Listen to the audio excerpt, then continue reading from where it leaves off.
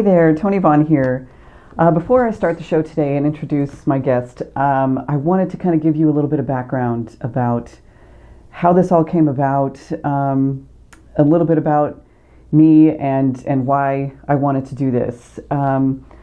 So if any of you have read the book, you know that I come from a very mediocre background, normal childhood, nothing great, nothing horrible. And when I was very young, I always knew that I was very fascinated with what I couldn't see. As I got older and started doing some studying and one thing leads to another when you're searching for yourself, for information, for something to hit in here and match what you feel is the truth kind of thing. I started out getting pumped up by Tony Robbins and then calmed down by Wayne Dyer, Louise Hay. Like one thing would just kind of lead me into another, and in my search I would find, somebody else that connected with me. Some spiritual people that are very famous and stuff I couldn't connect with. Sometimes it was just their voice. If you've been doing this, you kind of understand what I'm saying. Just certain people, their energies, the way they spoke, the words that they used resonated with me more than others. And it's just kind of like in life that way, same way. So, the information that I am wanting to provide has been around for, at least 100 years kind of thing, that people have been trying to get this across as far as where we came from, why we're here, what our purpose is, and things like that. And we are all card-carrying members of that information. It is not exclusive to any one group of people. It's a human thing. It's a consciousness thing. And, for as long as I could remember, I have wanted to, kind of a bucket list thing to write a book and be able to call myself an author and put it out there. And I finally did that last year, and that's where Drop It Like It's Hot came from. The name's kind of funny. It's turned into a joke, in my family, kind of, and with other people too, that I did not know this was a Snoop Dogg thing.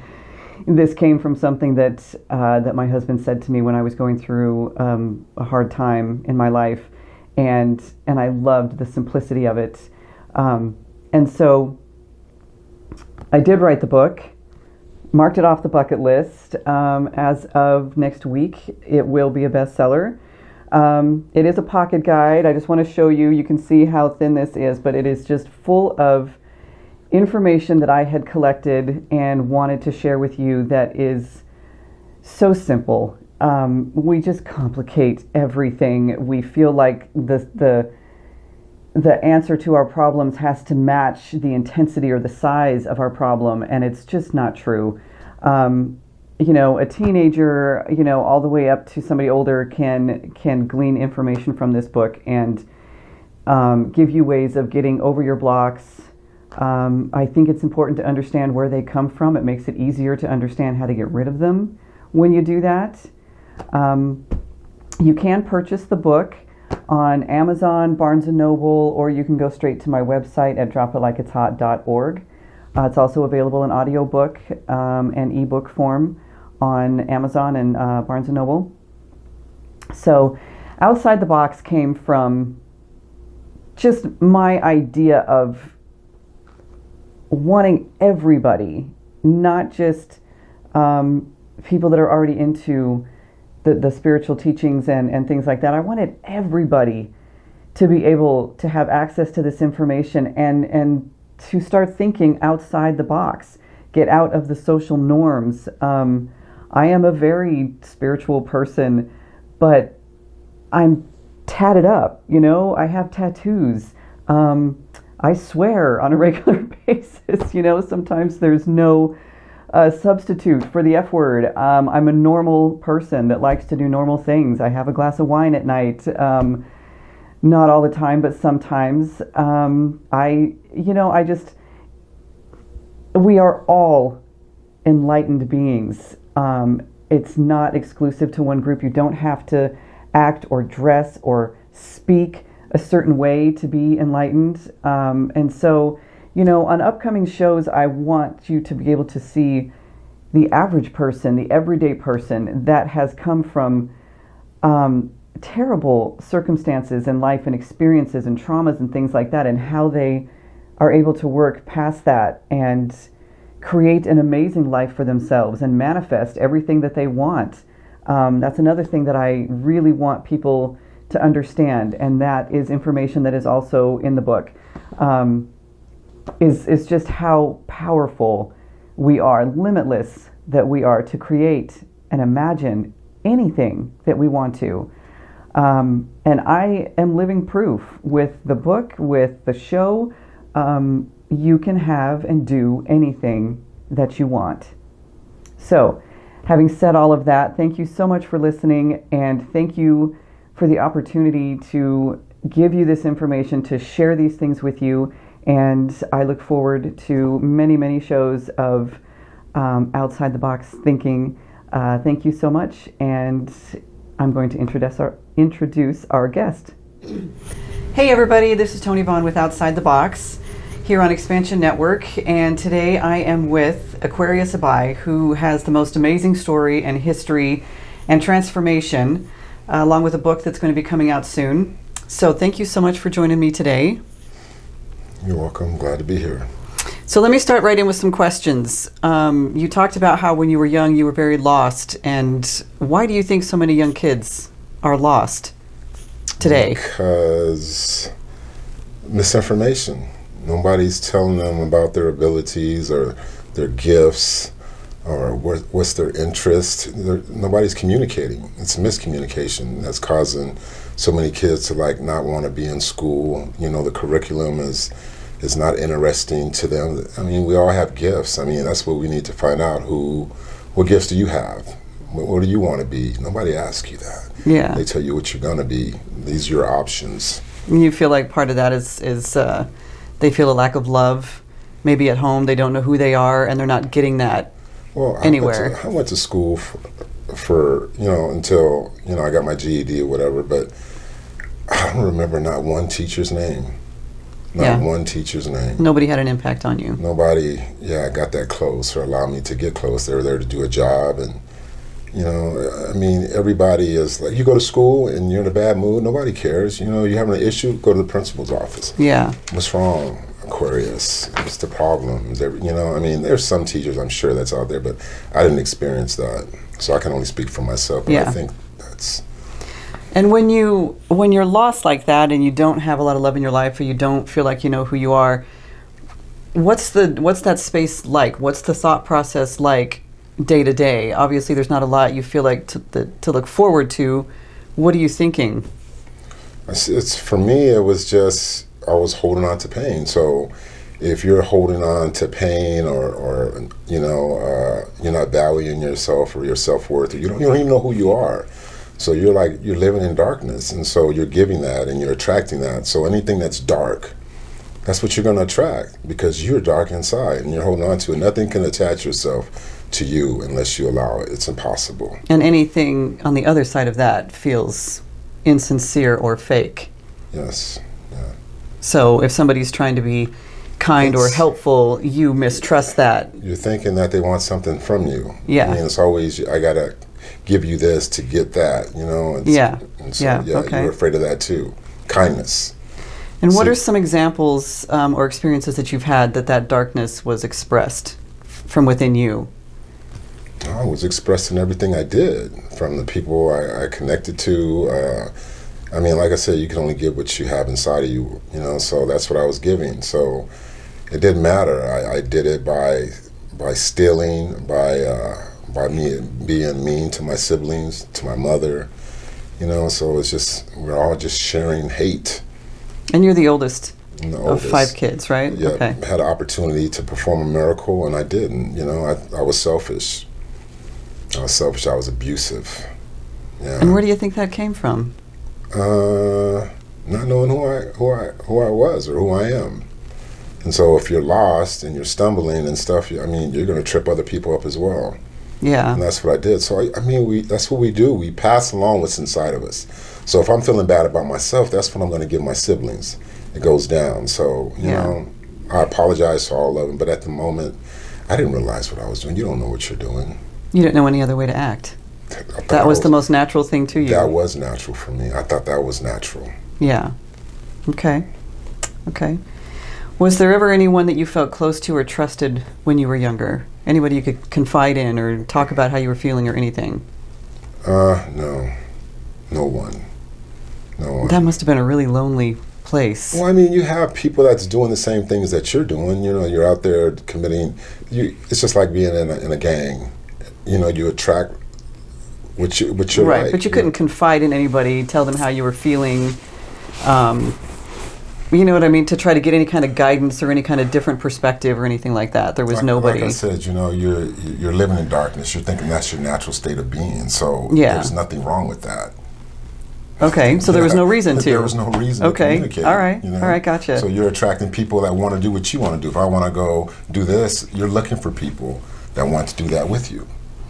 And you feel like living in that space, in that darkness, that somehow had an impact on your ability to feel empathy or compassion, even like say for your siblings or anybody else around you? Well, we all have goodness in us, but you know, it only shines it's fragmented. Yeah. So, you know, you might have an act of kindness every now and then, but your MO was darkness. Yeah. You know, it's just like sometimes when you find the light, it's like sometimes you still have a bad day. Not a bad day, I don't believe in bad days, but you have bad moments within the day. Yeah. So it's just the reverse. Okay. So, as this all kind of culminated over time, you get older, crimes get a little bit more risky, that kind of thing. What did you actually end up getting convicted for, and how long did you spend time in prison? Well, I was actually convicted of 86 armed robberies and a GTA, and so I did like over 14 years in prison. Convicted, you know, in 84 and got out April 1st, 1999. And GTA is Grand Theft Auto, right? Okay. Yes.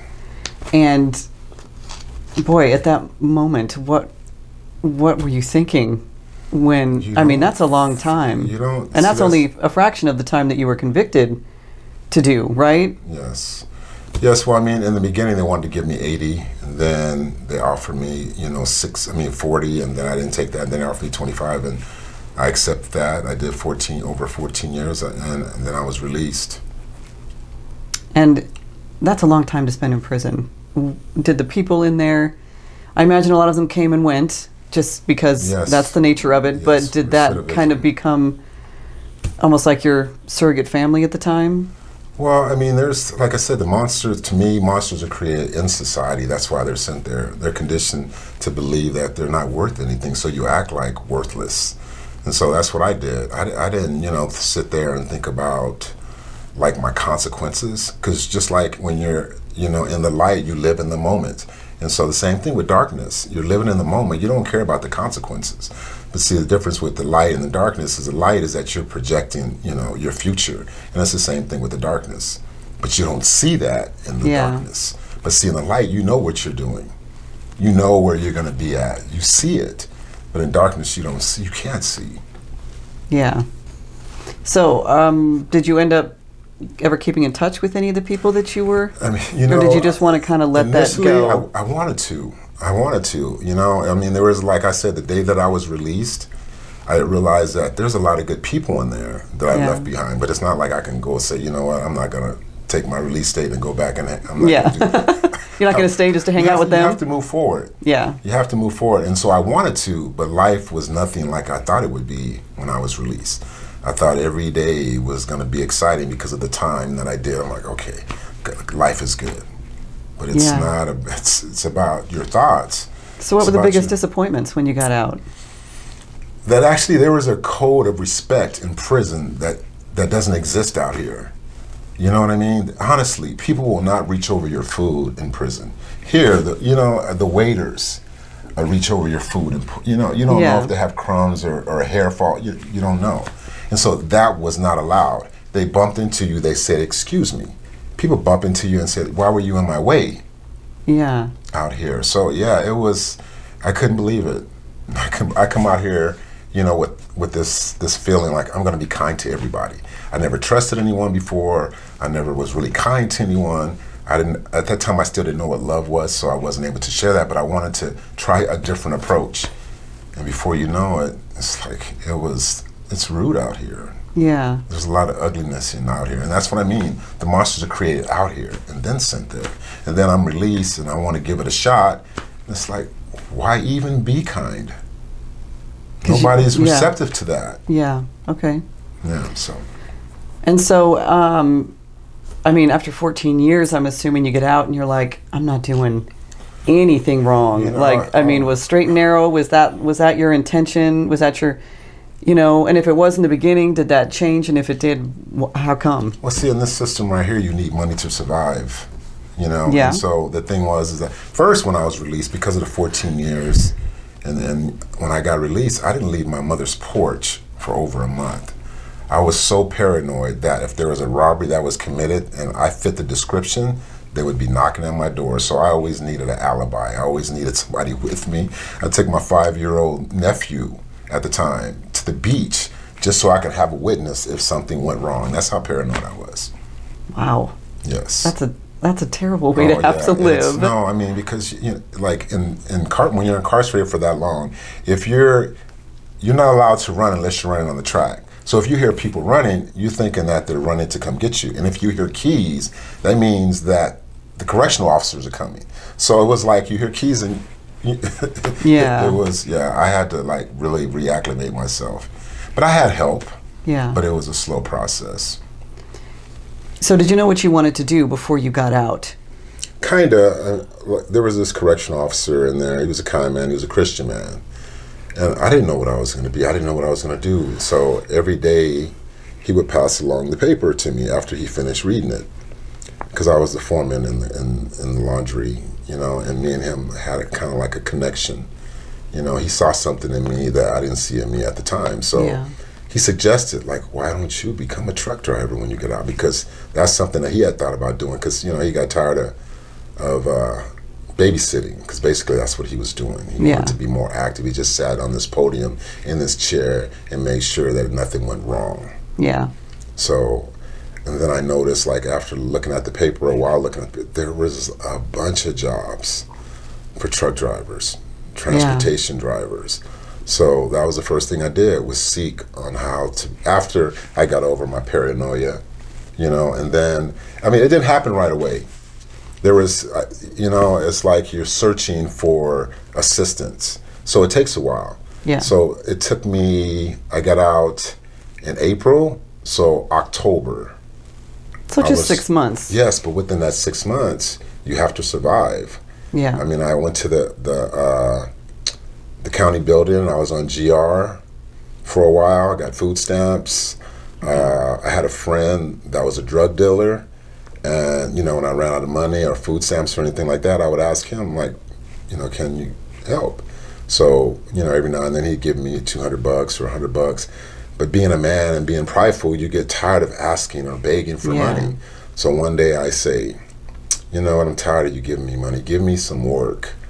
So he gives me 1 gram of cocaine, and I'm sitting in this house. And I'm like, I'm back in the groove, that quick, I'm back in. The girls are here, the guys are going to do beer runs or whatever, there's all kind of stuff going on in that house. Music is playing, I have this gram of cocaine in my hand. I'm not even off parole, this is within 90 days. And so, all of a sudden, these two people are going to make a beer run. The cops, just like, they're on them all of a sudden, just 2 cops. Just outside the house? Outside the house. And so the only thing that saved us is that they didn't have drugs on them. If they would have had drugs on them, they would have searched the house and I would have been back in prison. I mean, in that time frame, from them pulling those people over, and me being in the house, I saw my life flash before me. I already broke my mom's heart. You're already back in prison. I'm already back in prison. I'm already being humiliated and laughed at, because after doing 14 years. By the other inmates? By other inmates, Yeah. yes, in my mind. And so then I'm already going for the fence and being shot. Because you couldn't Dead. handle doing, yeah. That quick. That's how fast your mind works. So it was after that, because they didn't come in the home, they let them go. I gave the guy back the gram. And you were out. I've never touched it again. Yeah. So, and then, then I enrolled in school in junior college, Harbor City Junior College. And then one day I get a phone call after many searches for assistance. I get a call saying that we found, your grant money. Oh, nice. To be a truck driver, yes. So truck driving gets you out of the area that you're in physically. You get to get out. You're alone with your thoughts. It's a time of reflection. Is that what that was like for you? Is that what truck driving did for you? Truck driving. I mean, because most people, they don't even go out of their area. Yeah.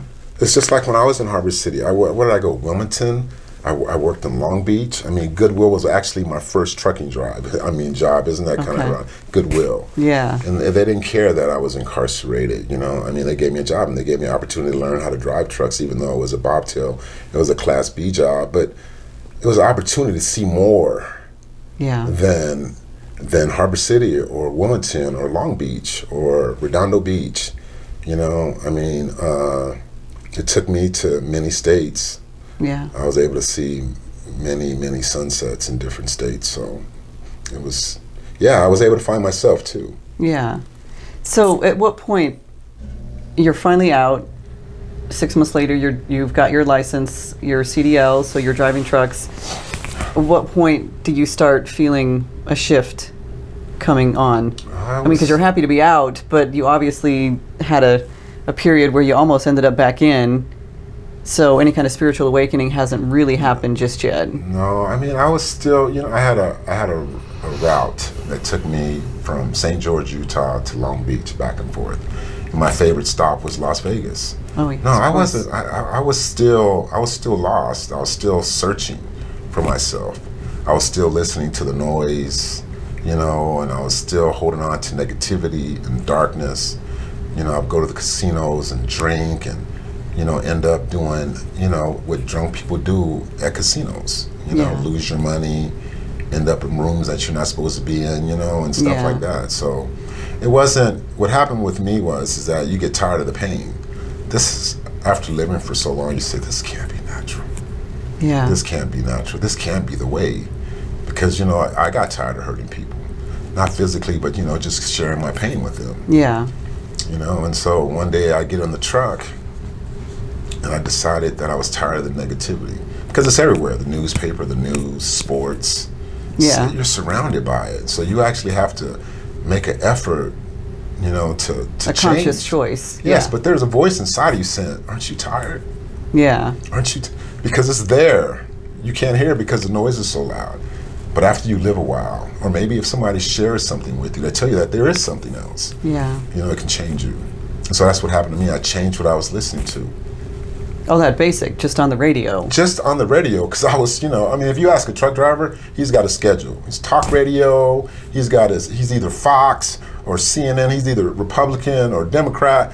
So that's what we're talking about. We're going back and forth about negativity, about sports, who's your team. It was just all negativity. So-and-so got suspended for PDs, or, it's just, a bunch of negativity. Yeah. So I got tired of hurting.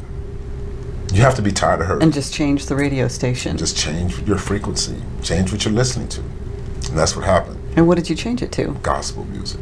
It was the only thing. It was the only thing on the radio that wasn't negative. Yeah. Well, and it's designed to be very uplifting as well. It was. It was breadcrumbs for me. Yeah. I started asking questions like, what does this mean? And how did things change for you after that? Once you changed your frequency, how did the frequency of everything around you start to change? You change it by your vibration.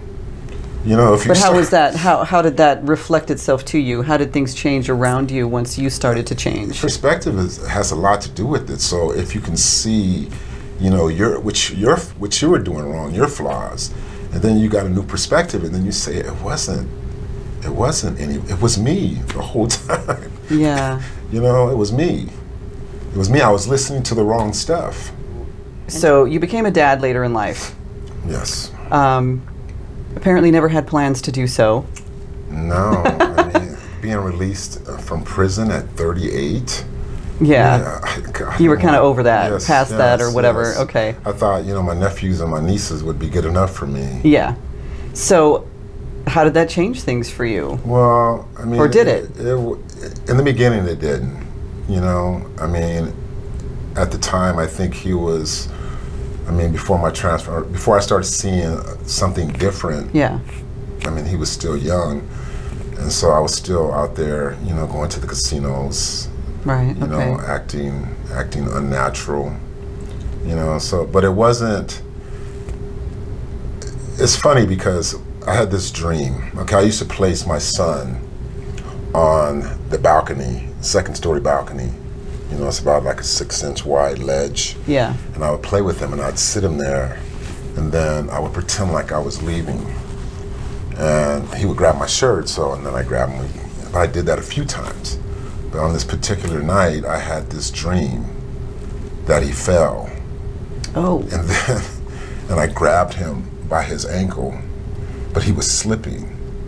And then I called on this name that gave me the power to lift him up.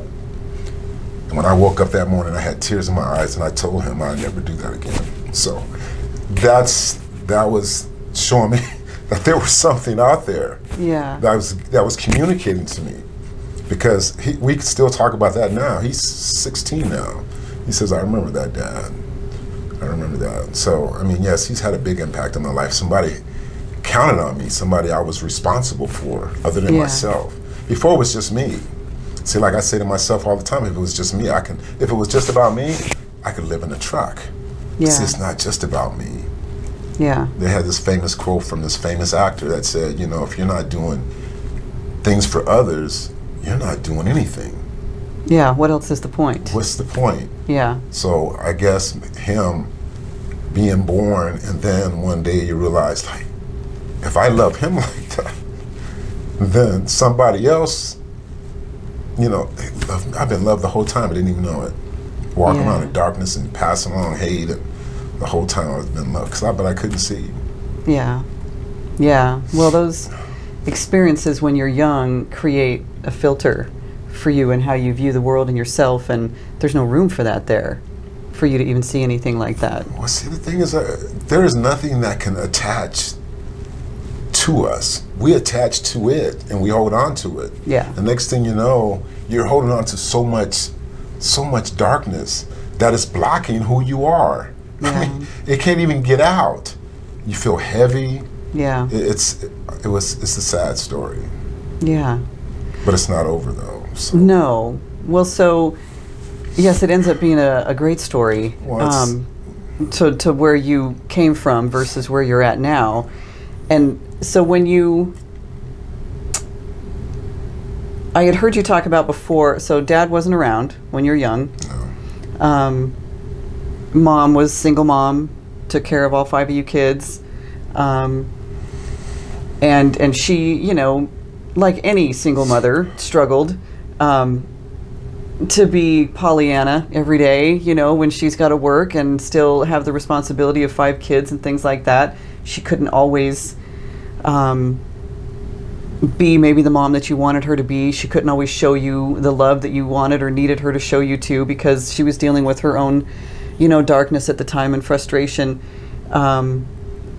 You're still close to your mother. Yes, I love my mom. Yeah. Dad, though, eventually... Well, eventually I realized I was being a hypocrite. You know, I'm driving in the truck one day, and it's just funny how things are just revealed to you if you're open. Yeah. And so I'm driving. You know, I have church every day. I listen to my gospel music every day. And so one day it hit me. It's like, damn, you've been forgiven for everything that you've ever done. You wake up every morning. Your son is healthy. You know, you're paying your bills. You're not where you want to be, but life is not bad. Yeah. And so, but here I am. I've been forgiven for everything, but yet I blame him for something that happened a long time ago. Because Mom was angry with him. Of course. For the longest time. And so that was your only impression of him, was kind of, not your only impression, but it was never good. And so you held onto the negative. Anytime, you're talking about someone in a negative light, I mean, yeah, you're throwing shade on them. Yeah. And so I didn't get it. I knew him, but most of my belief system came from my mother. Yeah. So, but I did, experience some things with him, and I did see some things. But yes, I mean, just like I didn't know who I was, he didn't know who he was. Right. So, I mean, if I was forgiven, I had to forgive him. So, in that moment, I made a phone call, and I reached out to him. I got his number from my cousin, and I said, I just want to say that I'm sorry for blaming you all these years. And how did he respond? He cried too. Yeah. He cried too. Isn't that amazing? But yeah, I've been forgiven. So, the mind should be able to travel anywhere in the universe it wants without feeling pain. Yeah. And that was the one place that caused me, discomfort. Yeah. And so it wasn't him. I didn't even know where he was at. Yeah. But I'm still blaming him. It's just the most ridiculous thing. And so now I can travel mentally anywhere and not feel pain. That is because I stopped blaming. Yeah. That is an amazing thing to accomplish, because most people never get there, or we think we do until we're triggered by something and we realize we're not, kind of thing. So that's amazing that you were able to do that. Well, it comes from, you have something inside of you that communicates with you. Yeah. If you listen, that didn't come from me, it just came through me. Right. You know what I mean? I just didn't block it. There's kindness that wants to pass through us all the time. Yeah. But we block it. Oh, I'm not going to do that. I remember when she did so-and-so, or I'm not going to call him because he did that. Yeah. You just got to, just like me, God loves you, the spirit loves you, the universe loves you, the inner being, they love you through your good and your bad. Yeah, absolutely. And I can see and I can sense that the tears are not that of anything except total gratitude. Yeah, it's just love is powerful. Yeah. These are not tears of pain. Right. It's just like I look back and I say, it's sad, because how can an individual be so lost? Yeah. So, you are writing a book.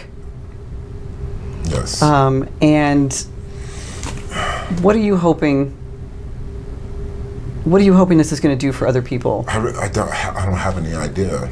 One day I looked in the mirror and a voice or something was communicated to me and said, I didn't send you to prison for 86 armed robberies in 14 years. So it was about the truck, to be a truck driver. So, it was... But there's a bigger picture here. I'm just, you're supposed to share information. Yeah.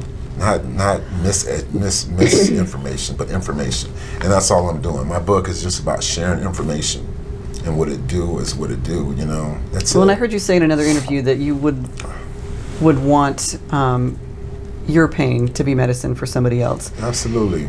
Because the book is called... We can all change. Right.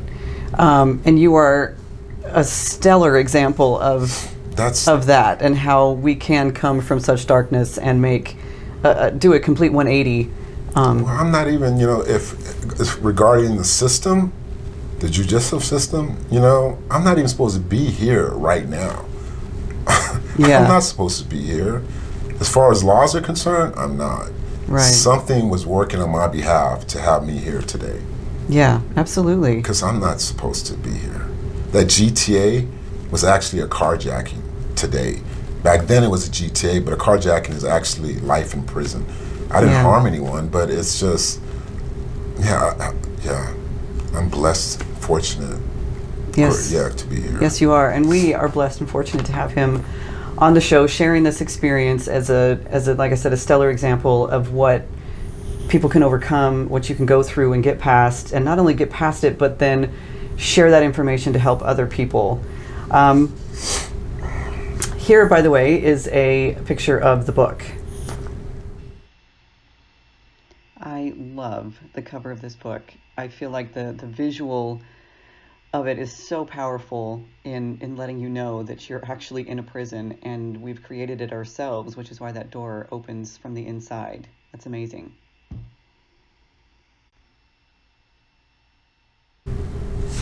So on the last show, I had asked you to write in with any issues that you're having in your personal life that you want some advice on. And after getting permission, Aquarius has agreed to help me out with one of these. So I'm going to have him read the question. Actually, I'll read the question. He's going to answer it to our viewer. So, my sister, whom I love dearly, has kind of shut herself off from the family. She's been through a lot in the last 6 or 7 years, and I get that, but I also think she holds on to things from the past that she should let go. We don't live near each other, but I've tried to call on several occasions with no return call, and even when I text her, get very short answers and then nothing until or unless I reach out again. I've been doing so well in my life and miss the connection we used to have. I want to share with her all the great things that have happened to me, but she is so distant and doesn't seem interested. What should I do? Kimberly. So, what do you think she should do? I mean, all you can do is not think so much about her lack of responding to you. All you can do is continue to be you, to share love. It's just, you just keep giving her love, you know? And so when she's ready, she will respond to you. Obviously, she's going through something that you can't help her with right now. I mean, sometimes we have to go through a process on our own. Yeah. I mean, because through my life, people have been trying to help me, but I wasn't receptive. But, you know, one day she remembers the love that you keep sending her. Yeah. And whatever she's going through has nothing to do with you. Yeah, it has everything to do with her. Don't take and it not personally. You. Absolutely. Yeah. Just let her know that you'll be here when she's ready. Yeah. Great advice. We're going to do one more. Let's see. So excuse me, I've been in a relationship with my husband for about 5 years. We just got married last year and he has 2 kids. His ex-wife seems very manipulative and controlling when it comes to the kids, and my husband doesn't ever stand up to her. I feel like it hinders my ability to bond with the boys. I know blended families aren't always easy, but I want everyone to get along and I want to feel like I'm a part of this family. What's the best way to deal with this? And this comes from Lisa. So Lisa, I would tell you that, you know, your husband's relationship with his ex-wife is between him and his ex-wife. You have no control over how they're going to interact with one another. They have a history that you don't have any knowledge of or experience with. So, you know, all you can do is be yourself. Like Aquarius was just saying with the other person, is just give those kids love, give your husband love and support. Don't fall into any of the drama that might be going on between them, and they will come around. Sometimes these things just need time. It can get complicated when everything first gets together, but just be you, keep showing support, keep showing love to the kids and to your husband, and eventually things will settle where they're going to settle, which most likely will be in the favor of your blended family being the exception and not the rule. So just keep being you, keep giving love, and everything will work out the way it's supposed to. So thank you so much again for joining me. I know this wasn't exactly the easiest thing for you, but I think that what you're doing is amazing, and I think it's going to affect a lot of people in a really positive way. So good luck to you in everything that you're doing. Thank you. It was my pleasure to be here. And we will see you next time. Thank you, Xpnsion Network, and we're out.